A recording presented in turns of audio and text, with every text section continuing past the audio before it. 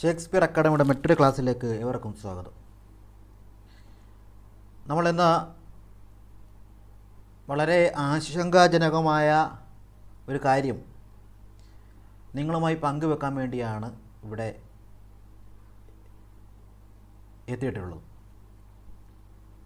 നമുക്കറിയാം, നിലവിൽ ഒരു ഗവൺമെൻറ് ജോലിക്ക് വേണ്ടി കഷ്ടപ്പെട്ട്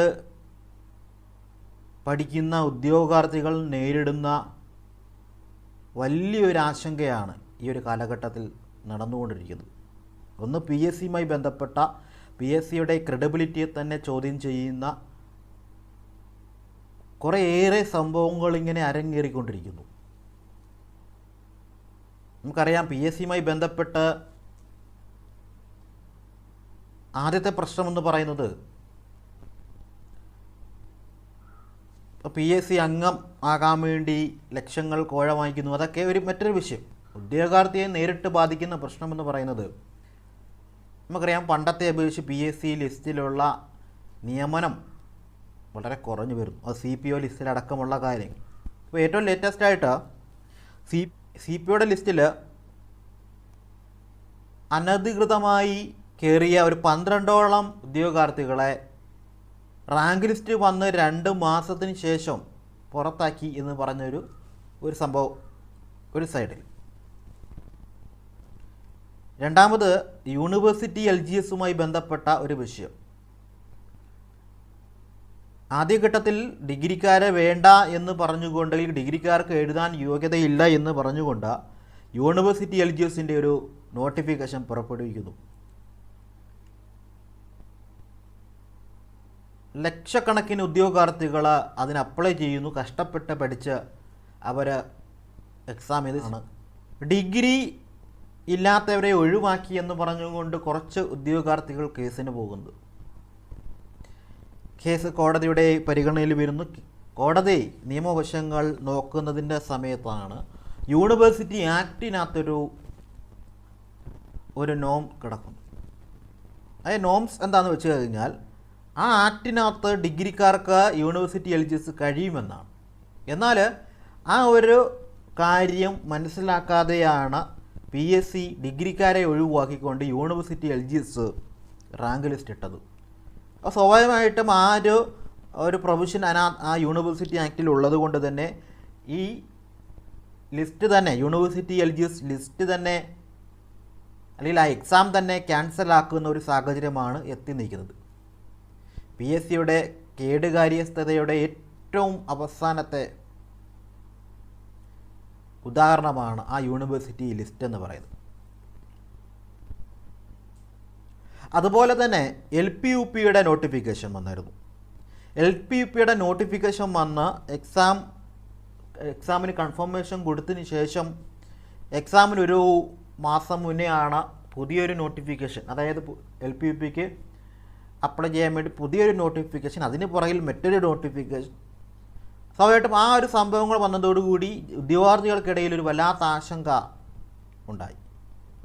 അതിനവരെ പറഞ്ഞത് മലയാളത്തിൻ്റെ കുറച്ച് വിഷയങ്ങളാണ്, അയോഗ്യരാവരെ ഒഴിവാക്കുമെന്നൊക്കെ പറഞ്ഞെങ്കിലും അത് എത്രത്തോളം നടപ്പിലാക്കിയെന്നൊക്കെ ഉദ്യോഗാർത്ഥികൾക്ക് ആശങ്കയുണ്ട്. അങ്ങനെ പി എസ് സിയുടെ ക്രെഡിബിലിറ്റിയെ തന്നെ ചോദ്യം ചെയ്യുന്ന നിരവധി സംഭവങ്ങൾ ഇങ്ങനെ മാല പോലെ നടന്നുകൊണ്ടിരിക്കുമ്പോൾ പി എസ് സി വഴി ഒരു ജോലി കിട്ടുക എന്ന് പറയുന്ന ഒരു സ്വപ്നം, അതിലേക്ക് എത്തിപ്പെടാൻ സാധ്യമാകില്ല എന്നൊരു ചിന്ത ഉദ്യോഗാർത്ഥികൾക്ക് ഇടയിൽ വരുന്ന സമയത്താണ് പുതിയതായിട്ടുള്ള ചില സംഭവങ്ങൾ ഉണ്ടാകുന്നത്.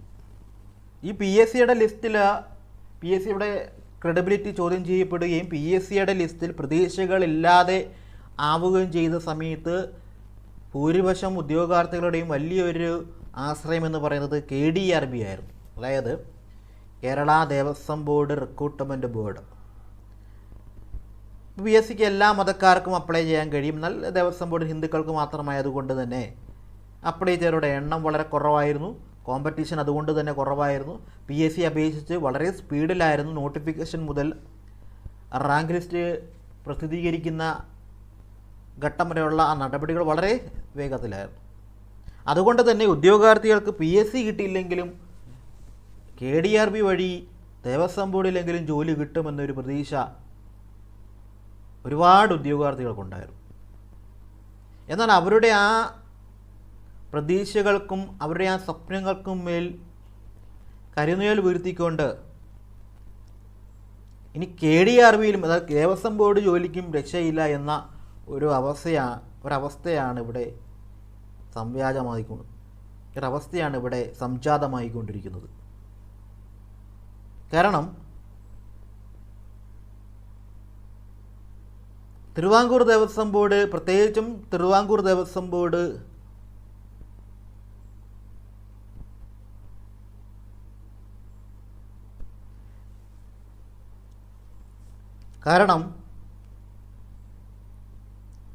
കേരളത്തിലെ 5 ദേവസ്വങ്ങളാണുള്ളത്. അതിൽ ഏറ്റവും പ്രധാനപ്പെട്ടതും ഏറ്റവും വലിയ ദേവസ്വമാണ് തിരുവിതാംകൂർ ദേവസ്വം ബോർഡ്.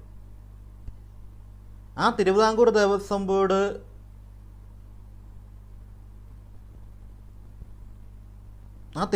ദേവസ്വം ബോർഡിൽ പുതിയൊരു നടപടി നടപ്പിലാക്കാൻ പോവുകയാണ്. അതിൻ്റെ പേര് പുനർവിന്യാസം എന്നാണ്. ഇത് 2018 തുടങ്ങിയൊരു നടപടിയാണ്. നമുക്ക് 2019 കൊറോണ വരികയും ആർക്കും തന്നെ വീടിന് വെളിയിൽ ഇറങ്ങാൻ കഴിയാതിരിക്കുകയും ചെയ്യുന്നൊരവസ്ഥയിൽ ക്ഷേത്രങ്ങളിലേക്ക് ഭക്തജനങ്ങൾ തീരെ പോകാതിരിക്കുകയും അങ്ങനെ ദേവസ്വത്തിന് അതിൻ്റെ വരുമാനത്തിൽ വലിയ ഇടിവ് സംഭവിക്കുകയും ചെയ്ത ഒരു കാലഘട്ടം. ആ കാലഘട്ടത്തിൽ ഈ ഒരു സാമ്പത്തികമായിട്ടുള്ള ആ മാന്ദ്യത്തെ മറികടക്കാം എന്ന അവകാശവാദവുമായി തിരുവിതാംകൂർ ദേവസ്വം ബോർഡിൽ പുനർവിന്യാസം എന്നൊരു നടപടി ആരംഭിക്കുകയും അതിനുള്ള ഒരനുമതി ഹൈക്കോടതിയിൽ നിന്ന് അവർ നേടിയെടുക്കുകയും ചെയ്തു. അന്നത്തെ ഒരു അവസ്ഥ വെച്ച് സാമ്പത്തികമായി വളരെ പിന്നിലേക്ക് പോയ ആ ഒരു അവസ്ഥയിൽ ആ നടപടിയെ സംബന്ധിച്ച് വലിയൊരു ദുരൂഹതയില്ലായിരുന്നു. കാരണം അതൊരു സ്വാഭാവിക നടപടിയായിരുന്നു. എന്നാൽ ഇന്ന് ആ കൊറോണ വിഷയം കഴിഞ്ഞ്, ശബരിമല വിഷയവും കഴിഞ്ഞ് ഇന്ന് തിരുവിതാംകൂർ ദേവസ്വം ബോർഡിൻ്റെ ഏറ്റവും വലിയ വരുമാന മാർഗ്ഗമായ ശബരിമല ക്ഷേത്രത്തിൽ അതിൻ്റെ വരുമാനം തന്നെ റെക്കോർഡ് കളക്ഷനിലേക്ക് പോയിക്കൊണ്ടിരിക്കുകയും തിരുവിതാംകൂർ ദേവസ്വം ബോർഡ് അതിൻ്റെ വരുമാനത്തിൽ വലിയ വർധനവ് വരികയും ചെയ്തു. അതായത് ആ 2018-19 കാലഘട്ടത്തിൽ അല്ലെങ്കിൽ 20 കാലഘട്ടത്തിൽ തിരുവിതാംകൂർ ദേവസ്വം ബോർഡിനുണ്ടായ എല്ലാ സാമ്പത്തിക നഷ്ടത്തെയും മറികടക്കുന്ന രീതിയിൽ വരുമാനം കുത്തനെ വർദ്ധിച്ചു. കഴിഞ്ഞ സാമ്പത്തിക വർഷം തന്നെ തിരുവിതാംകൂർ ദേവസ്വം ബോർഡ് വലിയൊരു തുകയ്ക്കാണ് ബഡ്ജറ്റ് നടപ്പിലാക്കിയത്. ഇൻഷുറൻസ് പദ്ധതികളടക്കം പുതിയ മന്ദിരങ്ങൾ പണിയുന്നതടക്കം വലിയ പദ്ധതിയാണ് അവരെ നടപ്പിലാക്കിയത്. അതിന് വേണ്ട ഒരു സാമ്പത്തികമായിട്ടുള്ളൊരു വർധന അവിടെ ഉണ്ടായിട്ടുമുണ്ട്. എന്നാൽ ഇപ്പോൾ ഇത്രയും സാമ്പത്തികമായി മുന്നോക്കം നിൽക്കുന്ന അവസ്ഥയിലും, സാമ്പത്തികമായി ഇത്രത്തോളം മുന്നിൽ നിൽക്കുന്ന അവസ്ഥയിലും 2018-19 കാലഘട്ടത്തിൽ സാമ്പത്തിക മാന്ദ്യത്തിൻ്റെ പേരിൽ തുടങ്ങിയ ആ പുനർവിന്യാസം വളരെ പെട്ടെന്ന്, യാതൊരു ചർച്ചയുമില്ലാതെ വളരെ പെട്ടെന്ന് നടപ്പിലാക്കാനുള്ള ഒരു ആഗ്രതയിലാണ് തിരുവിതാംകൂർ ദേവസ്വം ബോർഡ്. എന്തുകൊണ്ടാണ് ഇത്ര പെട്ടെന്ന് ഈ ഒരു പുനർവിന്യാസം നടപ്പിലാക്കാനുള്ള ഒരു വെപ്രാളം തിരുവിതാംകൂർ ദേവസ്വം ബോർഡ് കാണിക്കുന്നത് ചോദിച്ചു കഴിഞ്ഞാൽ അതിന് ഒരു സംഭവമുണ്ട്, അതിനൊരു കാരണമുണ്ട്. എൻ്റെ ഓർമ്മ ശരിയാണെങ്കിൽ 2020 ശേഷം ആണ് തിരുവിതാംകൂർ ദേവസ്വം ബോർഡ് ക്ഷേത്രങ്ങളിലെ ഫുൾ ടൈം വാച്ചർ തസ്തികകളിലേക്ക് ഒരു നോട്ടിഫിക്കേഷൻ തിരുവിതാംകൂർ ദേവസ്വം ബോർഡ്, അതായത് KDRB പുറപ്പെടുവിക്കുന്നത്. അന്ന് ആ തസ്തികയിൽ 50 വേക്കൻസികളായിരുന്നു ഉണ്ടായിരുന്നത്. സ്വാഭാവികമായിട്ടും ആയിരക്കണക്കിന് ഉദ്യോഗാർത്ഥികൾ അപ്ലൈ ചെയ്തതിന് ശേഷം സ്വാഭാവികമായിട്ടും എക്സാം കഴിഞ്ഞതിന് ശേഷം ആ എക്സാം എഴുതിയ ഉദ്യോഗാർത്ഥികൾ തിരുവിതാംകൂർ ദേവസ്വം ബോർഡിന് കീഴിലുള്ള 21 ഗ്രൂപ്പുകളിലും കയറി ഇറങ്ങി RTI വെച്ച വേക്കൻസികൾ കണ്ടെത്തി. ആ നോട്ടിഫിക്കേഷൻ പ്രകാരം 50 വേക്കൻസി ആയിരുന്നു അന്ന് ഉണ്ടായിരുന്നത്. എന്നാൽ 21 ഗ്രൂപ്പുകളിലും RTI വെച്ച് കിട്ടിയത് 236ഓളം വേക്കൻസിയാണ്. സ്വാഭാവികമായിട്ട് ആ വേക്കൻസിയുടെ ഡീറ്റെയിൽസുമായി തിരുവിതാംകൂർ ദേവസ്വം ബോർഡിലും KDRBയിലും ഉദ്യോഗാർത്ഥികൾ ചെല്ലുന്ന സമയത്ത് അവർ ഇലക്ഷൻ കഴിയട്ടെ, അത് കഴിയട്ടെ, ഇത് കഴിയട്ടെ, കുറേ ന്യായങ്ങളൊക്കെ പറയും 6 മാസമായിട്ടും ആ നോട്ടിഫിക്കേഷൻ വന്ന സമയത്തുള്ള 50 വേക്കൻസി അല്ലാതെ ഒരു വേക്കൻസി പോലും റിപ്പോർട്ട് ചെയ്യാനോ അഡ്വൈസ് ചെയ്യാനോ KDRBയും തിരുവിതാംകൂർ ദേവസ്വം ബോർഡും തയ്യാറാകാത്ത സാഹചര്യത്തിൽ ഫുൾ ടൈം വാച്ചർ തസ്തികയിൽ ആ റാങ്ക് ലിസ്റ്റിലുള്ള ആ ഉദ്യോഗാർത്ഥികൾ ഹൈക്കോടതിയിൽ ഒരു കേസ് ഫയൽ ചെയ്തു.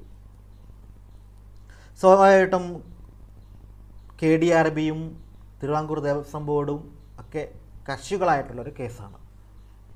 അപ്പോൾ കോടതിയിൽ ഹിയറിംഗ് നടന്നു. ഇപ്പോൾ 4ഓളം ഹിയറിംഗ് നടന്നു കഴിഞ്ഞു. അപ്പോൾ കോടതി പറഞ്ഞു, നിങ്ങൾ എന്തുകൊണ്ടാണ് ഇത്ര 236 വേക്കൻസി ഉണ്ടല്ലോ റിപ്പോർട്ടായി, നിങ്ങളാണല്ലോ RTI കൊടുത്തത്, എന്തുകൊണ്ട് ഇത് നിയമനം നടത്തുന്നില്ല? അപ്പം അതിന് കുറേ മുടന്ന ന്യായങ്ങളൊക്കെ പറഞ്ഞു. അപ്പോൾ കോടതി പറഞ്ഞു, ഒരു കാര്യം ചെയ്യും, ഇങ്ങനെയാണെങ്കിൽ ഈ പറയുന്ന വേക്കൻസിയുടെ ഒരു അഫിഡവിറ്റ് നിങ്ങൾ കോടതിയിൽ സമർപ്പിക്കും. ഏകദേശം 3 അവസരങ്ങൾ അവർക്ക് കൊടുത്തു. അവർ ഈ 3 അവസരത്തിലും അഫിഡവിറ്റ് തയ്യാറാക്കാൻ അല്ലെങ്കിൽ സബ്മിറ്റ് ചെയ്യാൻ തയ്യാറായി എന്ന് മാത്രമല്ല, ആ കേസ് കോടതിയിൽ നിൽക്കുമ്പോൾ തന്നെ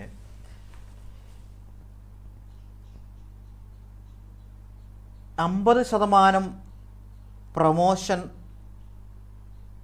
നടത്താൻ വേണ്ടി, അതായത് വാച്ചർ പോസ്റ്റിലേക്ക് 50%, അത് തന്നെ വളരെ വിചിത്രമായൊരു നിയമമാണ്. കാരണം 50%, അതായത് ഈ വാച്ചർ പോസ്റ്റിലേക്ക് വരുന്ന വേക്കൻസിയുടെ 50% പ്രൊമോഷന് വേണ്ടി മാറ്റിവെച്ചു എന്ന് പറയുന്നൊരു സ്പെഷ്യൽ റോള് നേരത്തെ തയ്യാറാക്കിയിട്ടുണ്ട്. അത് ഒരു കേട്ടുകഴിവില്ലാത്ത നിയമമാണ്.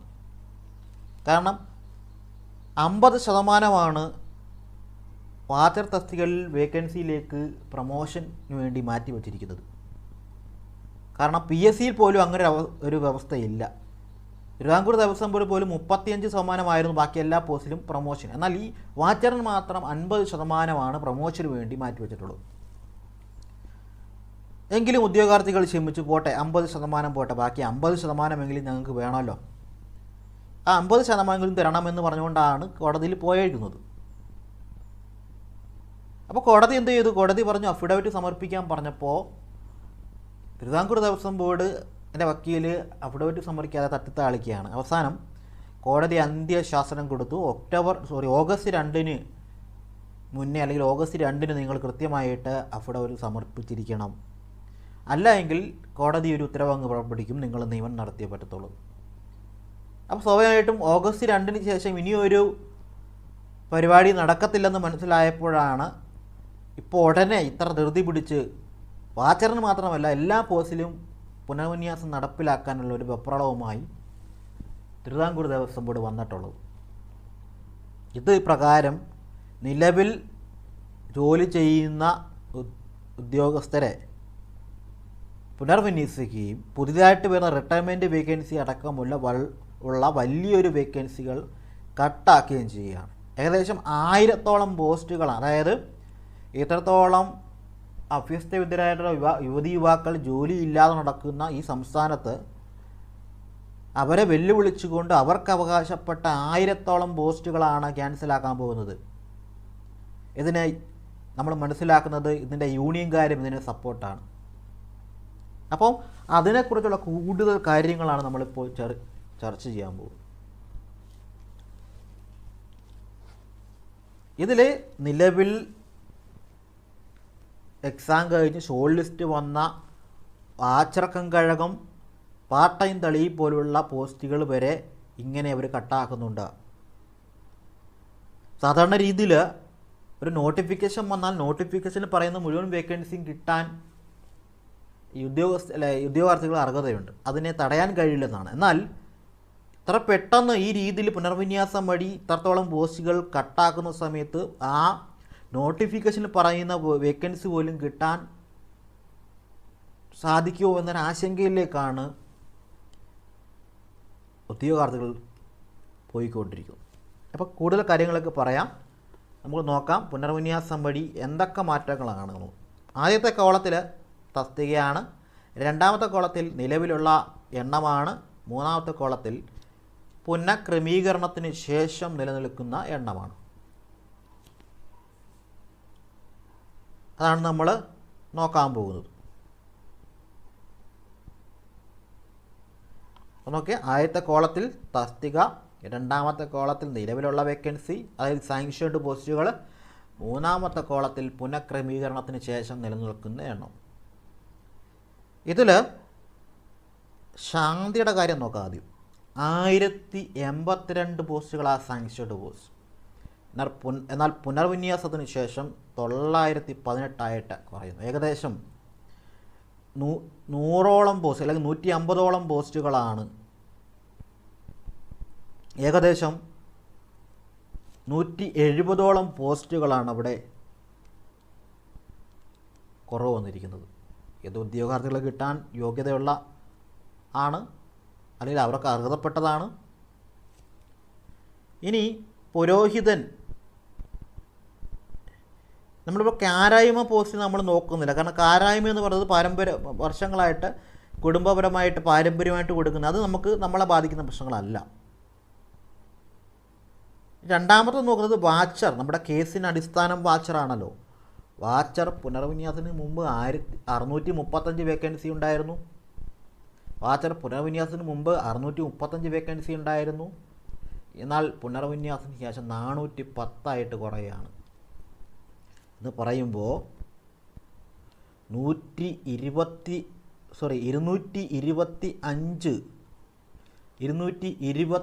വേക്കൻസികളാണ് വാച്ചറിനകത്ത് മാത്രമായിട്ട് കുറയുന്നത്. ആ വാച്ചറുകാർക്ക് പണി കൊടുക്കാൻ വേണ്ടിയാണല്ലോ ഈ ഉപ്പറളം കാണിക്കുന്നത്. അപ്പോൾ 635 നിന്ന് 410 മാറുമ്പോൾ ടോട്ടൽ 225 പോസ്റ്റിൻ്റെ കുറവാണ് വാച്ചർ മാത്രം സംഭവിക്കുന്നത്. നിലവിൽ വാച്ചർ റാങ്ക് ലിസ്റ്റ് നിലവിലുണ്ട് എന്ന് പ്രത്യേകം ഓർക്കണം. അതിന് ഇനി 2.5 വർഷം കാലാവധി കൂടിയുണ്ട്. ആ ഒരു ഘട്ടത്തിലാണ് ഇത്രയും കട്ടാക്കുന്ന കാര്യം നിങ്ങൾ പ്രത്യേകം ഓർക്കണം. ഇനി തകിലും ഉദ്യോഗാർത്ഥികൾക്ക് അർഹതയാണ്. അത് 216 നിന്ന് 192 കുറയുന്നു.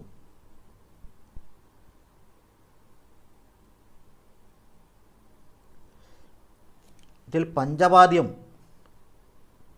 470 നിന്ന് 426 കുറയുന്നു.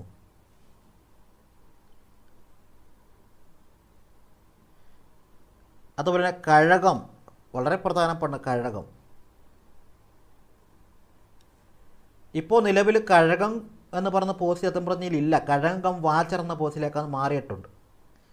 അപ്പോൾ അത് 613 സാങ്ഷൻഡ് പോസ്റ്റിൽ നിന്ന് 341 കുറഞ്ഞിരിക്കുന്നത്. എന്ന് വെച്ച് കഴിഞ്ഞാൽ 320ഓളം പോസ്റ്റുകളാണ് കുറഞ്ഞിരിക്കുന്നത്. ഇതും ഉദ്യോഗാർത്ഥികൾക്ക് അവകാശപ്പെട്ടതാണ്. തളി 452 സാങ്ഷൻഡ് പോസ്റ്റ് പുനർവിന്യാസം കഴിയുമ്പോൾ 223 പകുതിയായിട്ട് കുറഞ്ഞതാണ്. അതും ഉദ്യോഗാർത്ഥികൾക്ക് അവകാശപ്പെട്ടതാണ്.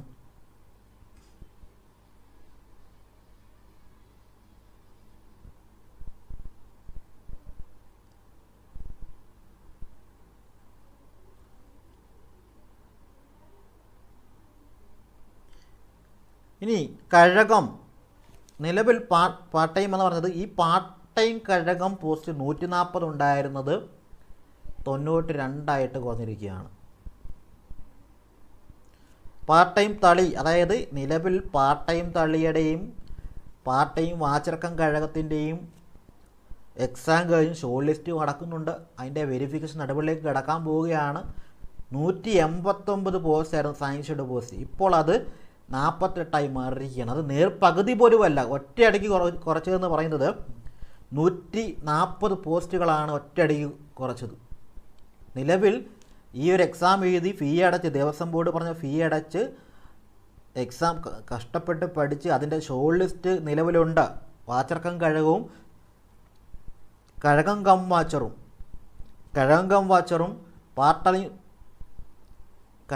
വാച്ചറും പാർട്ട് ടൈം തളി പോസ്റ്റിലുമായിട്ട് ഓരോ പോസ്റ്റിലുമായിട്ട് 600 പേരുടെ മെയിൽ ലിസ്റ്റും അതോടൊപ്പം സപ്ലിമെൻ്ററി ലിസ്റ്റും ഉണ്ട്. അതായത് ഈ 2 കഴകം വാച്ചർ പോസ്റ്റിലും പാർട്ട് ടൈം തളി വാച്ചർ പോസ്റ്റിലും മെയിൻ ലിസ്റ്റിലും സപ്ലിലുമായിട്ട് 1500ഓളം പേര് ഉള്ള ഷോർട്ട് ലിസ്റ്റ് നിലനിൽക്കുകയാണ്. ഇത്രയും പോസ്റ്റ് ഒറ്റയടിക്ക് പാർട്ട് ടൈം തളി 140 പോസ്റ്റ് കട്ട് ചെയ്തത്. ടോട്ടലായിട്ട് വരുന്ന സമയത്ത് ടോട്ടലായിട്ട് വരുന്ന സമയത്ത് ടോട്ടൽ സാങ്ഷൻഡ് പോസ്റ്റ് 4701 നിന്ന് 3763 കുറഞ്ഞിരിക്കുകയാണ്. എന്ന് പറയുമ്പോൾ 1000-ഓളം പോസ്റ്റുകളാണ് ഈ പുനർവിന്യാസം എന്ന് പറയുന്ന നടപടിയുടെ പേരിൽ ഉദ്യോഗാർത്ഥികൾക്ക് അർഹതപ്പെട്ട ഇത്രയും പോസ്റ്റുകളാണ് തിരുവിതാംകൂർ ദേവസ്വം ബോർഡ് കട്ടാക്കുന്നത്. ഇങ്ങനെ ഉദ്യോഗാർത്ഥികൾ PSCയുടെ വിശ്വാസം നഷ്ടപ്പെട്ട് തിരുവിതാംകൂർ ദേവസ്വം ബോർഡിൽ അല്ലെങ്കിൽ ദേവസ്വം ബോർഡിൻ്റെ ജോലിയെങ്കിലും കിട്ടുമെന്ന പ്രതീക്ഷയോട് കാത്തിരുന്ന ഉദ്യോഗാർത്ഥികളുടെ പ്രതീക്ഷകളെല്ലാം തകർത്തുകൊണ്ടാണ് ഒരു നീതിയും ഒരു കാരണവശാലും ന്യായീകരിക്കാൻ കഴിയാത്ത ഇത്തരമൊരു മനുഷ്യത്വരഹിതമായ നടപടിയിലേക്ക് തിരുവിതാംകൂർ ദേവസ്വം ബോർഡ് കിടന്നിട്ടുള്ളൂ. ഇതിനെതിരെ ശക്തമായൊരു പ്രതിഷേധം ഉണ്ടാവുകയും കേരളത്തിൻ്റെ പൊതുമധ്യത്തിലേക്ക് ഈ വിഷയത്തെ വളരെ അത്യാവശ്യം അഡ്രസ്സ് ചെയ്യേണ്ട ഒരു ആവശ്യമുണ്ട്. തീർച്ചയായിട്ടും ഈ ഒരു നടപടിയെ ഉദ്യോഗാർത്ഥികൾ നിയമപരമായും രാഷ്ട്രീയപരമായി തന്നെ നേരിടാൻ തന്നെയാണ് ഉദ്യോഗാർത്ഥികളുടെ പ്രതിനിധികൾ തീരുമാനിച്ചിട്ടുള്ളത്. അപ്പോൾ നിങ്ങൾ ഈ ഒരു പോസ്റ്റ് പരമാവധി പൊതുമധ്യത്തിലേക്ക് എത്തുവാനായിട്ട് പരമാവധി ഷെയർ ചെയ്യും. Thank you.